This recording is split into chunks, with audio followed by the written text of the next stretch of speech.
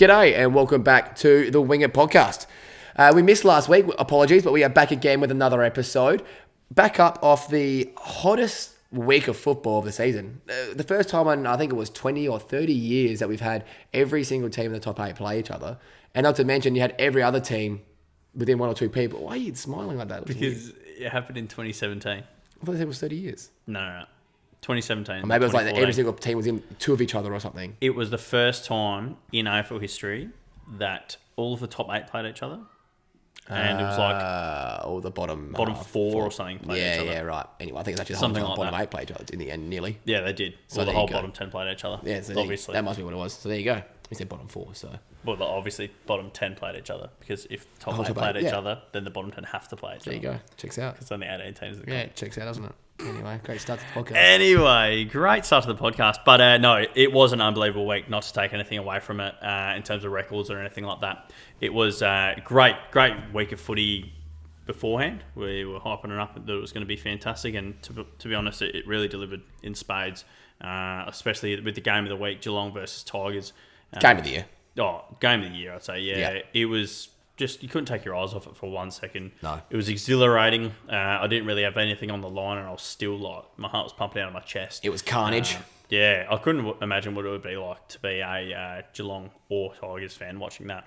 It was real finals footy atmosphere at the G. Got a pretty good crowd turnout as well, which is good. But I just feel bad for Geelong. Like, I don't like Geelong whatsoever. In fact, I'd go as far as to say I hate Geelong. Yeah. But they have to play probably about Yeah. 6 games a year, home games at the MCG, where in an instance like this, the 70% of the fans are Tigers fans. Yeah. So it's quite unfair. It's an away game. Yeah, an away game, but it counts as one of their home games, which is just ridiculous. So don't really understand that. But nevertheless, they overcame that and played an unbelievable game. Tyson Stengel was unreal as well. So Pick up of the year. pick of the year, Tyson Stengel? Yeah, maybe.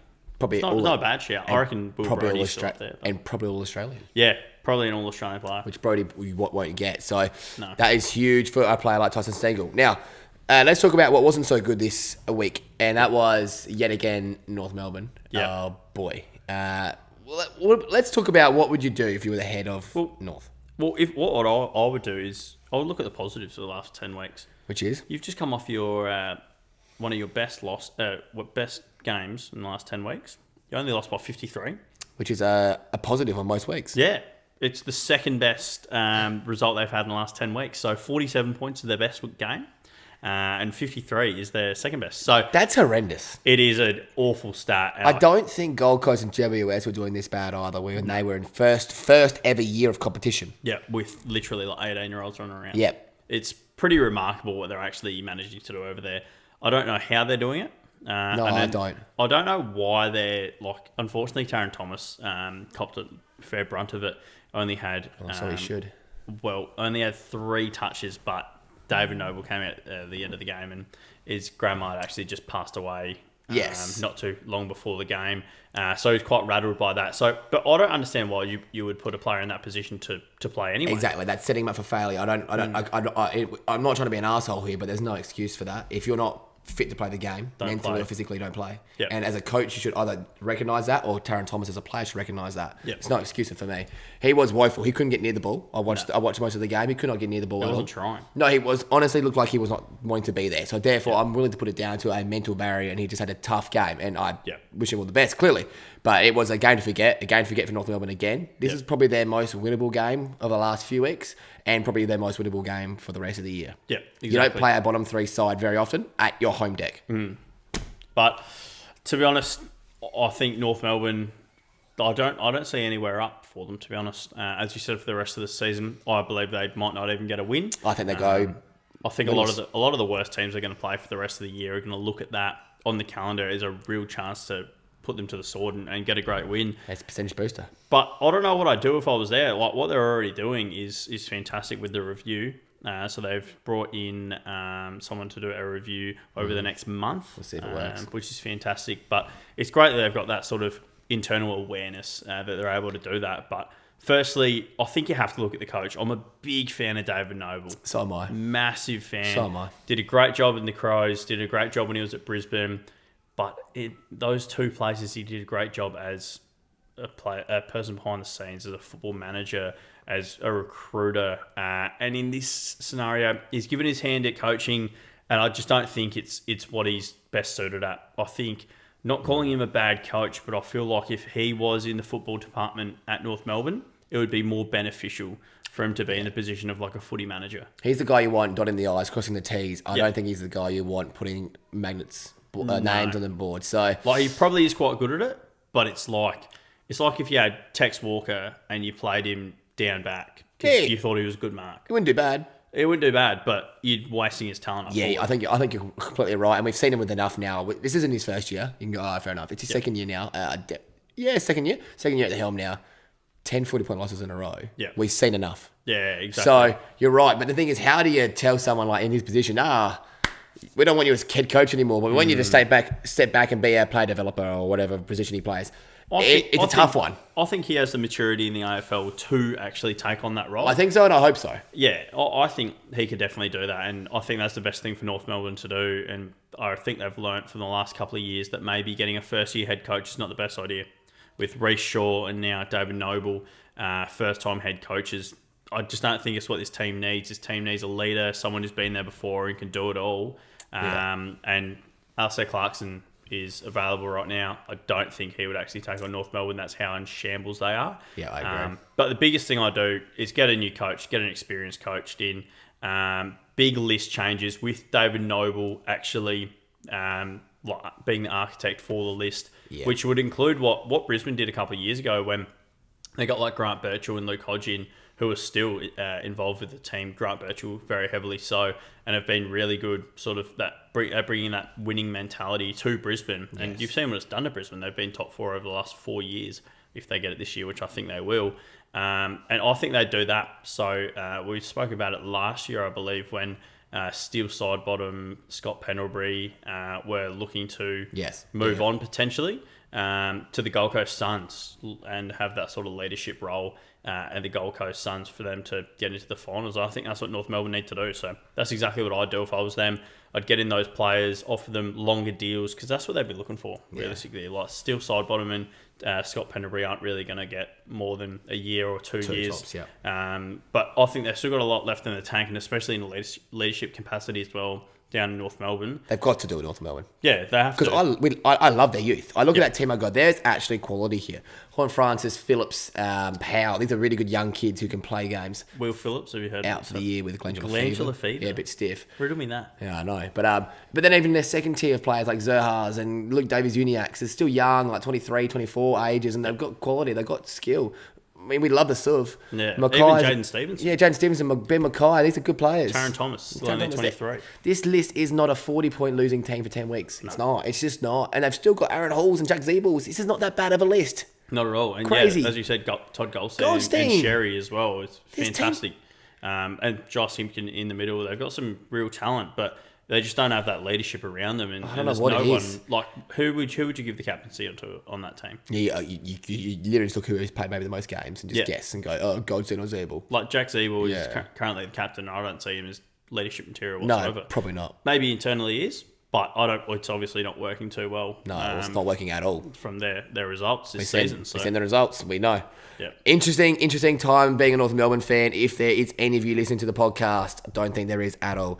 Let's move on to someone who is the real deal. I've been sceptical on them. I still am slightly sceptical, but I'm pretty well ready to swallow them and whistle now. And that is Carlton. They are flying. A huge win over Fremantle, who were probably going into this week the best team in the comp, I think. Yep. So a huge win for Carlton to shut them up at home. As you said, they are unbeatable at Marvel, and you're unbeatable. Pretty keen on that. I said this probably 5-6 weeks ago. You're just not going to be able to beat them at Marvel. No one plays it better. It's like the Bulldogs of the last couple of years. Yeah, they're right. handballing through the midfield. Their key forwards are just so on the ball, and when the conditions are perfect, like they're always going to be at Marvel. This is true. They're just unbeatable, and I see no way that for the rest of the year, whoever plays them there is going to win. But at the end of the day, the last game in September is not played at Marvel, so that's going to be the real challenge for them, is to win at the G, which they got the start of the season. They got a really good win there against Richmond. But they need to get those big games going, especially at the MCG, especially for September, because they're not going to be playing any games in September at Marvel. This is the thing. But we talk about their forward line. You just mentioned it briefly. Mackay has been missing games regardless, but he's still as potent as ever. And you've got Charlie Curnow, who's leading the Coleman medal. It's hard to believe that you could have two players in the same team winning back-to-back Colemans. Yeah. Real possibility right now. I don't think that's ever been done before. Maybe a Hawks with Buddy and Ruff. Maybe. Don't think so, though. Amazing achievement. And when you wrote this down on our script, I was questioned. I didn't know what you really meant, but you said they're best pressure forwards in the comp. Yeah. I couldn't actually name you a pressure forward from Carlton. I can. But they're not household names, is what I'm getting at. You don't know them. No. Jesse Motlop's been fantastic. Laid 6 tackles on the weekend. Who? Jesse Motlop. You didn't mention him before. Yeah, Jesse Motlop. I've honestly never heard of him in my life, and that's not even a stretch. He's fantastic. He actually broke his jaw in a VFL game and played the rest of the game out, and his jaw was like extremely swollen. I'm not kidding. I've never heard of him in my life. Corey Durden, who I'm a massive fan of. For some unknown reason. He's been unbelievable this season. He's extremely strong for his size. And pound for pound wise is one of the best pressure forwards in the competition. Even players like Harry Mackay and Charlie Curnow are chasing down and tackling in their forward 50, and they're leading the comp right now in tackles inside the forward 50, which is a proven strategy for winning premierships. You saw Melbourne, you saw Melbourne do it last year, and you saw Richmond do it for 3 years. It's really important, and your pressure forwards are pretty much all of your front half turnovers. That's what's going to happen and come from that, and a lot of goals are going to come from that as well when you have, as you said, those two common medalist type players up forward. And one more thing about Carlton that I think has changed my opinion massively on them is their resilience. Yep. I couldn't name you their small forwards. I'm going to struggle you name me their key defenders, and I think most people will be the same. I mean, Lachie Young's been the only person that's been in their most Lachie Young, Lewis Young. Lewis Young. There you go. Who's Lachie Young anyway? Lewis Young. He's been there. One of the only guys who's been in there every week. Yep. And he's still not a household name anyway. He wasn't in their best 22 for the first 5 weeks. And now he's their go-to guy. He's there by necessity. And even like Brodie Kemp, who has always been a key defender, never been able to break into the side, went forward this year in the VFL and has been playing really good footy actually forward, has now gone back again just to play in the back lines. So they drafted Sam Durden. Lasted 5 minutes. As well, yep. Only lasted 1 game. Mitch McGovern still to come back. Jacob Wiedering obviously still got 6 or 7 weeks, I think, left to go. That hurts. Which is really scary for them. So they're going to have a lot of these players coming back, sort of that 20 to 23 round mark. Is it too late? It might be a little bit too late for them, but they have been like unbelievable at just having that next man up. Yeah, I'm shocked. Like with injuries, there's just been players stepping up constantly. Like Lockie Plowman is no taller than me, and he's playing out of his skin right now as a key defender. As we said before, you've had Lewis Young, who was a second ruck for the last 4 years of his career, has been unbelievable when he's gone back. And you've had like players like Sam Durden, who played a really good game. But all these players just playing way above their sort of pay grade and above their weight class as well. Oh, 100%. So, it's been really impressive to see, and even players like Matt Cottrell have been unreal. Obviously, you've had Chera missing games as well, who's been a key cog in that midfield. But players like Jack Newnes have been able to step up as well. So Jack Newnes had his 200th game. Him and Jeremy Cameron played the same amount of games. I messaged when I saw this on the game. I messaged Jogger and I went 200 games for Jack Newnes. Funnily enough, I had 4 people message me this. Don't know why. I honestly would have guessed maybe 100 if he was lucky. Well, I said to someone, if you told me that Jack Newnes was drafted 3 years ago, I would 100% believe I'd go, checks out. But played 155 games for St Kilda. When the hell did that happen? Would not have guessed that. No, that is the biggest unknown 200 player I've seen. Yeah. I thought Jack Redden was the first one. No, he is definitely taking the cake. Yeah. I was stunned. Amazing that he's played so many games. But he's playing really well lately. He's playing the best footy of his career. Or what I thought the only footy of his career for the last year or so. I thought he played the best 70 games of most players. Good on him. I don't know how you can be in the league for the same amount of time as Jeremy Cameron and not be in the best 22 week in, week out and play the same amount of games. Amazing feat, and hats off to him. Yeah, hats off to him. Yeah. But that's enough about Carlton. They've got a tough last 5 weeks. We'll see how good they are. And I think I can say if there's no Weeder income finals, there's no Carlton wins in finals. All right, on to our love child. It was our baby at the start of the year, and what can I say? The Wing It podcast is usually pretty bang on. Yep, always. The Wing It Pies. They're making finals. Lock it in, baby. It's done. The Pies are hot. They're making finals. We called it the start of the season, and I didn't hear a single pundit Call it. Not a single one. No one on Fox Footy called it. They're making finals. Lock it in. Fox Footy have like 7 different shows. And they get paid like 7 figures. And Exactly they right. stink. And I don't understand how none of them called it. We saw it coming from a mile away. I don't know why it was so under the wraps. Yeah, but some of the best top-end talent in the competition, probably the best veteran talent in the competition as well. The best. Lepic, who's been unbelievable for a dynasty that he sort of helped build in the 100% he Tigers, did. who's come in. Craig McRae, who's been a winner all of his life, Yep. whether he's been a coach or not. He's always been a winner. And you've just got some of the best young talent in the competition. Like, you got Jack Ginnivan, who's borderline All-Australian this year. Like, it's been unbelievable. Take out the hair, take out the diving. He's Take out how much you literally a hate him. star. Yeah, he's unbelievably talented. You got Bo McCreary, who's one of the strongest players in the competition. And the fastest. Unreal fast. Like, we were talking about that forward pressure before, tackles inside 50. You can't stop him. No, you No, can't. seriously, you can't. He's a freight train. He was bullying Callan Ward. I know. Callan Ward might be the toughest bloke in the competition. Oh, the last 10 years. Oh, nuts. And then you've got players like Darcy Cameron, who is playing out of his skin right Just got now. himself a nice contract. Good on He him. did, yeah, good on him. A really good player. Has been a sort of third tall for the most of his 6-year career. And now he's got the role as the primary ruck and he's really taking it with both hands. And I think when Brodie Grundy comes back, they're going to split it 50-50. And so they should. Yeah, they A should. bit like the Dogger and Gorn type Yeah. situation. I I think agree, and they're it gonna works. take on that exact sort of mantelpiece. Because that fixes their forward line a hell of a lot It too. does, yeah. Because they don't have that key spearhead forward. I don't care what you say about Brody Myercheck.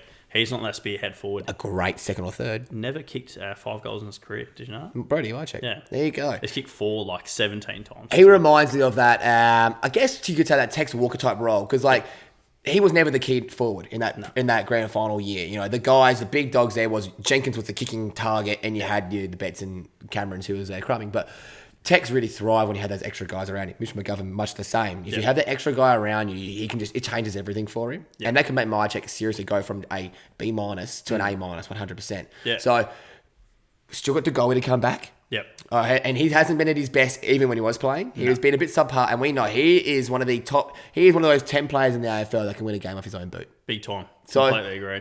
The sky's the limit for me for Carlton and Collingwood. And the one part that I think just goes under the wraps is they're playing the 3 worst teams in the comp in the next 4 weeks: Huge. North Melbourne, Crom, and West Coast. No, was it Crom? I mean Essendon. Anyway, they play 3 of the bottom 4 in the next 3-4 weeks. Yeah. Huge. That's finals done. Yeah, Lock exactly. it in. That's them Done. locked into finals. Done. If they obviously can capitalise. And even win And this they will. weekend. Like in Metricon, they could go and win against a I've Gold no Coast doubt. team I've no that have doubt. been pretty up and down. So Yeah, exactly. But the scariest thing, as you said before, is the players that are to come back. Like obviously Jordan to go in. Brody Grundy's the big one for me as well.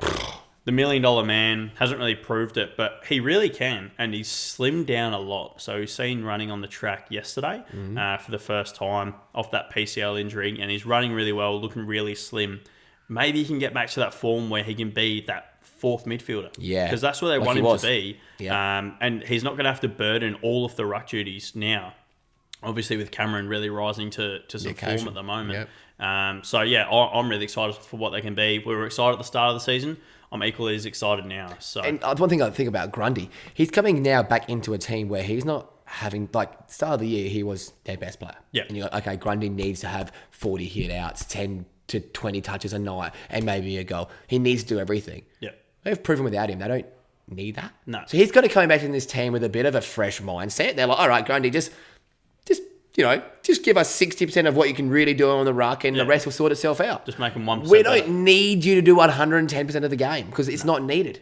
I love this team. We've loved this team all year, and we are not surprised they're going to make finals. So, I wouldn't want to come up against them in a finals match. By stats, if you look at this Collingwood team, they actually match up with a lot of the top 4 this year in terms of the stats. So I'm not saying they're going to make top 4, but I think they'll make top 6 this year. I truly think they will. I think they'll nearly win out they're from here. playing. They'll be not far off winning out. And they've lost a lot of games they should have as well. So they're quite The not West Coast fortunate, game? But yeah, the West Coast game. Can you imagine they had is that one up their that comes sleeve? to They'd be mind. top 4 right now. Ridiculous. But yeah, they've won 5 in a row now, and they could honestly make it 8 or 9 in a row. Yep. Which would be huge for them. And let's see if they can do that. 100%. All right, let's take a quick break from our sponsor, Bet with Joel. Ready? Mm-hmm. Oh, we're still recording. All right, 3, 2, 1. G'day and welcome back to the Wing It podcast. Welcome back. We've got now the Don't Argue section, our favourite new segment. Everyone loves it. The comments have been blowing up. Everyone loves our new segment. So, Good to hear. We're going to go with we sprung one up mid-conversation before for our Don't Argue segment today. And our segment is going to be, is playing at Marvel as a home ground a detriment to your season? Is it a positive or is it a negative playing at Marvel? Positive. I'm a big believer it's a negative playing at Marvel as a home ground. Dogger believes it's a positive. So we're going to go at each other. Would you like to start? Yeah, I'll start. Okay, go for it. Obviously, I'm pretty positive about it. I've spoken about Carlton. Positive Langer. Yeah, you are. You are saying that Carlton are unbeatable at home and therefore they're one of the best teams? Yeah, exactly right. Go on, then. And I think it's been a big part of their success this year. I think so too. Basically, obviously, it isn't because you can get wins under your belt for the top four, like Carlton are doing right now. So Carlton are going to play 7 games there this year. So that's 7 wins for them. They're going to have won 7 times there, which is obviously huge because that almost gets you pretty much into finals. About 10 wins will get you into finals, they say. And 7 already under the belt at Marvel is fantastic for you. So Carlton have really made the most of that this year. They've been absolutely pumping teams there as well. Got an average margin of about 32 points there, which is amazing. And yeah, been able to get some really tough wins there, like against the Bulldogs, who are obviously good there as well, and against GWS later in the year. They'll get a win there as well. So, also, the perfect conditions all the time. So you're getting those like sort of training drills under your belt. Your forwards are getting plenty of service. Obviously, coming in hot. It's quite a quick deck as well. So it's making your players a lot fitter because they're running a lot more. Your backline's tried and tested big time because the amount of inside 50s at Marvel compared to other stadiums is absolutely massive. And yeah, all of your backline, especially Carlton's backline now, a lot of people playing their first game about 12 times this year in Carlton's backline. So they're getting a lot of access to those reps and coming later into the season. And also, they talk about the perfect conditions, like you're saying that the perfect conditions are going to be not beneficial when you're playing in the grand final, you're playing the final series, because obviously it's not going to be perfect conditions at the MCG all the time. But when was the last time an MCG grand final wasn't perfect conditions? It is always absolutely prime conditions, and that's what you're used to playing in anyway at Marvel. So there's a little bit of sun out, which is fantastic, but you're used to playing with that at Marvel anyway. So sometimes they got the roof open. They don't always have the roof closed. Never. But basically, it's helped Carlton this year, and I feel like it helps a lot of clubs. You look at the Doggies last year, managed to get into just miss out on the top 4, but got plenty of wins under their belt, and were able to go on and make a grand final. They made a grand final in 2016 as well, the Doggies, and I feel like Carlton could go all the way this year, make the grand final, and getting the wins under the belt at Marvel and getting those reps in is a big part of that. Fair enough. All right, well, I'm going to say you're right. Marvel is a big reason why Carlton are winning games this year, and it's also going to be their biggest detriment. They are winning games, and you're right, this will get them a top 4 spot. But however, that does not always mean you're going to get a home final to start off with. It's a good chance, as of right now, they're going to be playing at the MCG or at Brisbane or in Fremantle, even if they make the top 4. All outdoor stadiums, all with God knows what weather, especially Brisbane and especially Perth. Then you look at it and you go, okay, but the Bulldogs did win a flag in 2016, so it can't be that bad. Well, look at the 4 teams that play the most games at Marvel. It's St Kilda, have won 1 flag in the last 50 years, and no, the last 70 years, whatever it is. 1 flag ever. Ever, exactly. Essendon historically have not won a final since 2000. They have the longest losing streak of finals right now as we speak. North Melbourne, do I need to say more? And who's the other one? Who else we got? Carlton. North, Essendon, Saints, and Bulldogs, obviously, and Bulldogs, as we said. And Carlton do play games there sporadically. Richmond play there sporadically, but whatnot. But they're the main 4. You can make an argument for them being the 4 worst teams of this whole entire century since Docklands Stadium opened up in, I don't know what year it was, 2009, late 90s, whatever it was. They stink. They stink for a reason. They played so many games at Marvel and win games at Marvel, which gets them a great field position come the end of the season. However, you realise, oh shit, you got to go to Brisbane. Oh, the sun's out, the wind's out, it's humid. Oh my God, what do I do with the rain? MCG, you're right. 9 times out of 10, 7 times out of 10, the grand final's a nice day. However, it's Melbourne. Isn't this the city, the 4 seasons in one day city? Isn't that what it's called? 4 seasons in one day? Oh, goddamn then. We could have 4 seasons in 4 quarters, couldn't we? It could be rain, hail, shine, and wind. Who knows what we're going to get? It's Melbourne. It's literally the worst city in the world to live in possible. So I think Marvel actually, as on a regular season basis, it's a positive. But as soon as you get to finals, when you don't get to play there every night, You're too conditioned to it. You become too conditioned to it, and you might even, you know what might even happen? You might be a Marvel team, let's say Essendon, right? You get first on the ladder, and you can't. Who are you playing in fourth? You're playing Collingwood. AFL sits there and goes, MCG. Yeah, there won't be any finals games we played at Marvel. MCG. That's for sure. Whoa, now all of a sudden the home ground advantage sucks ass. Geelong have to do it every single season. Yeah. Brisbane did it in 2004, had to play a home game at the G because they didn't want to play at the Gabba. It ain't it. There's a reason why North Melbourne, Essendon, St Kilda and Bulldogs stunk for the last 20 years, and that's when Marvel's been a thing. Fair enough. And Bulldogs' flag was an absolute fluke to begin with anyway. They just got absolutely the perfect timing with the first round bye that no one was prepared for. Ah, it's bullshit. Essendon stinks, Saints stink, North stink, Marvel stinks. Richmond plays 1 game a year there and Dimmer Hardwick cries. Stinks. Fair enough. I didn't realise I hated Marvel so much. I love it. I've never seen a game there though. It stinks. Yeah, I've heard it's actually pretty good. No, I can tell you it To stinks. watch the game at. I watched a final there, Port versus North Melbourne. Guess what happened to North Melbourne in that final? They stunk it up and Port beat them by 70 plus in a final.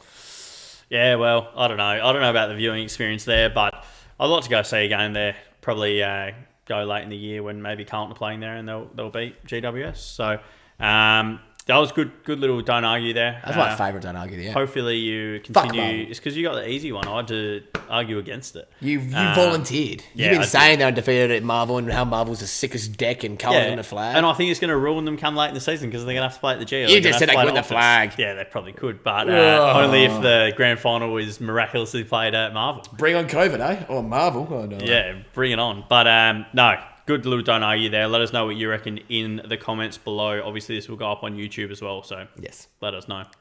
But anyway, on to our hot wings. Let's do it. Very exciting this week. I've got an absolute ripper. It's a tandem, mate. We've got a combo this We week. both, yeah. Well, one of them also is Ollie Wines right now for the Brownlow is playing $81. $81. It's a special number. It is a special number. He's so not winning. He's not winning. I think they're just teasing us this year. He's not winning it. They've got my $10. They've got it. So, but no, this year I was looking through the sort of awards and We'll some of the brainstorm. odds. Have a We look. were brainstorming, and I don't really like anyone on For there. the Brownlow, this is. For the Brownlow, sorry. Yeah, Yes. I don't really like anyone on there. Actually, matter of fact, for any award, none of the odds are really Yeah, they all jumping suck. out to me. I don't mind Brayshaw. I think he could definitely win the Brownlow. Mm-hmm. But one that did jump out to both of us. Well, we looked at, like I said, we looked at the top 3, right? And you're like, Lockie Neal, who we can go, yeah, but we don't like him as favourite. Yeah. Then you have Clan Oliver, which we're not interested in. No. And then I think third was Patrick Cripps. Yeah. No. Third was Brayshaw. Brayshaw, sorry. And But then Patrick Cripps up there as well. We're not interested in many of those. So we looked further down, and At $21, yes, there is a player who is on a team that probably will make top 6, even though I don't think they will. They have an extremely easy run home. He is the best midfielder on that team by far best this ball year. winner by a stretch. Best ball winner, very noticeable, become quite damaging as well. Mm-hmm. And that's Callum Mills. Oh yeah, Callum Mills, for the last 2 years, has also topped Sydney's vote count. How do I know that? Because I bet Luke Parker both times and it lost both times. And Callum Mills has been unbelievable this season. He's gone to a new level. He's averaging a career high in touches, a career high in clearances. And as we said before, he's been extremely damaging. And at one point, he was the most expensive player in AFL fantasy. as of last week he was. Unfortunately, not anymore. But what we like about Mills is he has these games where he is so far and above the best player on the ground. It's an undoubtable 3 votes. And that's what we liked about Ollie Wines last year. You could list about 5 games of Ollie where you went, oh, it's no doubt. And then you've probably got another 5 where he could get 2 or 3. Yeah. Oh, Mills has got these games. You think in the Hawthorn game, 23 kicks on 14 handballs, 11 marks. Just don't even worry about it anymore. Against Essendon, 156 DT. It's done. Don't worry about it. He works around the ground. He's not getting just touches in the midfield handballs. He's getting marks at full back. You see him at full back in matchups all the time. Because he works. He gets these 150 plus DT, 162 plus DT games where he's just going absolutely mental. And as you said before, it's all about those 3 vote games. If you reckon them up enough, Yep. you're going to end up winning you're going to end up winning the Brownlow bet. And chances are you're going to get sneaky ones when you don't deserve it. And he's that sort of player where Isaac Heaney might have 5 goals and easily get the 3. Yeah. But Callum Mills might have 30 touches coming there with the 2. Done. Ollie Wines did all last year, wasn't it? Yep, exactly. All last right. year. He didn't stand out in every game. No. But the games he did stand out in, he did just enough to get those 3. Time and time again. Already come in with a cheek. Like it was late in the season, I believe about round 20. He got 1 vote and we just thought he was nowhere near it. Yeah. They just noticed him and put him in. 100%. So we all know umpires are absolute idiots. They are. And don't think like everyone else, especially not like Sportsbet. So $21 odds, Callum Mills, I love it. I absolutely love it. Here's just one quick stat on Callum Mills I've just discovered right now, and it's I might just unload my bank account on him. He has had 28 frees for this year. Wow. 28. Seems like a lot. That is obscene. I don't actually know what the league average would be, but there is games where he had that has 6 to be a 3 lot. 4 3 3 4 3 4 2 1 2. He's getting free kicks on these umpires, the guys who are voting, every game. Obscene amounts. Well, I was looking at freeze 4 count before, weirdly enough. Really? For Taylor Walker. He is currently averaging an elite amount of freeze 4, 1.8 per game. Well, 28 divided by 15, he's going over 2. So Yep. Over 2 at the moment, and that's for a I midfielder. just don't 1.8, but he's 1.82. But anyway, That's for a midfielder. yeah. You think Taylor Walker, big presence up forward. Of course he's going to get Should freeze be all the getting time. freeze, yeah. Because Top of the forwards arms, always whatnot. will. Yeah. But as midfielders, not so much. Ooh. So that is a huge stat from Callum Mills. Wow. And obviously, if the umpires are noticing it, they're going to give you the votes. Callum Mills is winning the Brownlow. $21. $21, that is some serious value. Heard it here first, 28th of June. And as we said before, there's no Josh Kennedy this year. Luke Parker has Playing been... forward. Yeah, I don't know what he's been doing. Bit of Like every now everything. and then he'll pop up. Tom Papley's been nowhere really near it. Heaney was fantastic for the first 3 games. 5 minutes, yep. Only the first 3 games, so not really worried about that. Could Callum Mills get 1 or 2 votes here and there? Yep. Of course he could. Where's Buddy been? Buddy- 6 goal hauls? No. Yeah. Buddy maybe 2-3 games, but he's a 3 or nothing. Jake top Lloyd, guy. probably his worst season in the last 3 years. Terrible season. And you got a lot of the youth stepping up, like your Chad Warners, your Errol Gouldens, and they're not going to get Florence. noticed as much. So There's no one getting votes there in is this no team. one. There's no one taking it off of him. And they're going to be that sort of 6th, maybe 7th place team. And I think, yeah, he could really be in it to win it. And their run home is Pierce. It is quite easy. They run play home. Essendon, Adelaide Crows, North Melbourne, St Kilda, GWS Giants. That's 5 of the bottom 6, isn't it? Beautiful. Absolutely beautiful. And he had a great game on the weekend as well, where he'll probably get another 3 votes. So Callum Mills is winning the Brownlow. get on Callum Mills. Done. Gamble responsibly. And thanks for listening to another episode of the Winger Podcast. Yes, thank you. Make sure to follow us on Instagram. At Winger Podcast. Follow us on TikTok. At Winger Podcast. Have a look at our YouTube as well. At Winger Podcast. And also have a listen to us on Spotify as always. At Winger Podcast. And don't forget, all raw and uncut episodes are on YouTube. YouTube? They are. YouTube. Oh, you get everything. Everything. Every little blooper and everything. So thank you very much. Good night. Well, Holy fuck. that was good. That was good. Callum Mills is winning the Brownlow. How should we